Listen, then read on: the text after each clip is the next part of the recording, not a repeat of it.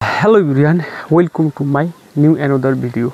आज यहाँहरूको माझ चाहिँ तपाईहरुको जिज्ञासा धेरै जसो साथीहरूले चाहिँ कमेन्ट गर्नुभएको छ। मैले यो पोस्ट गरिरहँदा है गैरीगाउँ कृषि समूहबाट जुन म पोस्ट गर्छु कहिलेकाहीँ, सो त्यहाँ चाहिँ धेरै जसोले जिज्ञासा के राखिरहनु भएको छ भने हजुरले यो हेरिरहनु भएको छ, यो के हो त, आखिर यो किन बनाएको छ त? तल जमिन छ, माथि चाहिँ यो बाँसको काठहरू बाँधेर है यो बनाइएको छ। यो किन बनाइएको हो, यसको फाइदा के छ भनेर विशेष गरी धेरै जसो साथीहरूले चाहिँ जिज्ञासा व्यक्त गर्नुभएको। त्यस्तो जिज्ञासालाई चाहिँ म तपाईहरुको माझ सेयर गर्दैछु।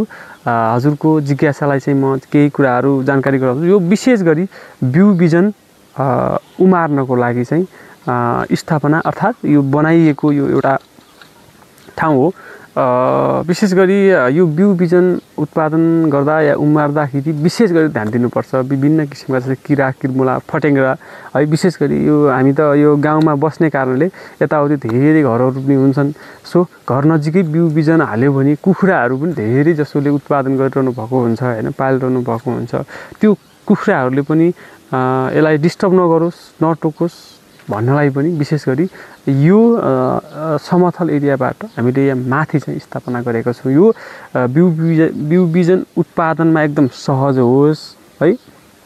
अर्को कुरा के हो भने विशेष गरी यहाँ भयो भने सुरक्षित है, ढुक्कता है। जस्तै कृषकलाई कहिलेकाहीँ अब यो यहाँ मुनि भयो भने केले ढाक्नुपर्ने, जाली लगाउनुपर्ने समस्याहरू आउँछ नि त। सो यहाँ भयो भने ढुक्कता चाहिँ हुन्छ है त, ल एकदम सुरक्षित छ, चार्यो गयो हैन। अब यो जाली हालिरहनु पर्ने, ध्यान दिइरहनु पर्ने अवस्था चाहिँ हुँदैन। बस बिहान बेलुकी एकपटक पानी चारिदियो आवश्यकता अनुसार, त्यो हुँदापछि ढुक्कता हुन्छ।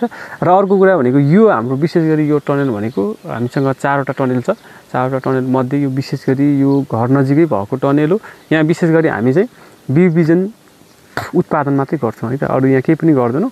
यहाँ हजुरले हेरिरहनु भएको छ, यहाँ चाहिँ टमाटरको पनि लगभग 2 पात आइसक्यो। लगभग अब विशेष गरी उम्रिसकेको छ, राम्रोसँग उम्रिसकेको छ भनौँ। त्यहाँ चाहिँ प्याजको बेन्ना छ, विशेष गरी त्यहाँ आलु लगाएको छ। सो यो टनलको विषयमा म यो भिडियो बनाइरहँदा हजुरलाई कस्तो लाग्यो?